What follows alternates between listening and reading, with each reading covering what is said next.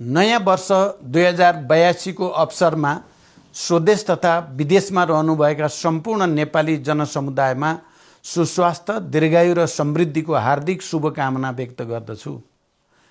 यस ऐतिहासिक अवसरमा सङ्घीय लोकतान्त्रिक गणतन्त्रको पक्षमा विश्वास र प्रतिबद्धता व्यक्त गर्ने सम्पूर्ण नेपाली जनताप्रति हार्दिक आभार प्रकट गर्न चाहन्छु।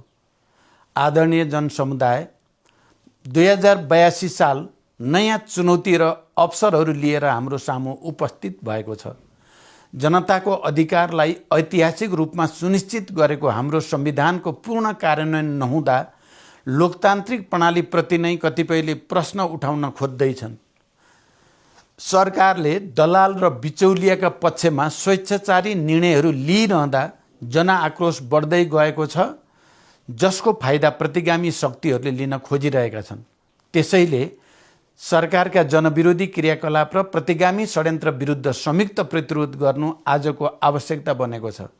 नेपाली जनता लोकतान्त्रिक गणतन्त्रको विकल्प अझ सुदृढ लोकतान्त्रिक गणतन्त्र हो भन्ने कुरामा र सामाजिक न्याय र अग्रगामी परिवर्तन चाहन्छन् भन्ने तथ्य पुनः पुष्टि गर्दै नयाँ सङ्कल्प लिन अग्रसर छन्। साँचो अर्थमा यही सङ्कल्प र प्रतिबद्धता नै नयाँ वर्ष 2082 को शुभकामना हो। हामी गौरवशाली इतिहास बोकेका सार्वभौम नेपाली हौँ। हामीले न्याय, स्वतन्त्रता र समानताका लागि त्याग, तपस्या र बलिदानका कैयौँ कीर्तिमान कायम गरेका छौँ। हाम्रो भविष्य पछाडि फर्केर होइन, अगाडि बढेर मात्र उज्यालो बन्न सक्छ। त्यसैले देशको समृद्धि र उज्जवल भविष्यका लागि दृढतापूर्वक आफ्ना पाइलाहरू अगाडि बढाउँ। आत्मनिर्भर अर्थतन्त्रको विकास मार्फत रोजगारी सृष्टि गरौँ। सुशासनका नयाँ मानकहरू स्थापित गरौँ। देशलाई उन्नत र समृद्ध राष्ट्र निर्माण गर्न एकताबद्ध भएर अगाडि बढौँ।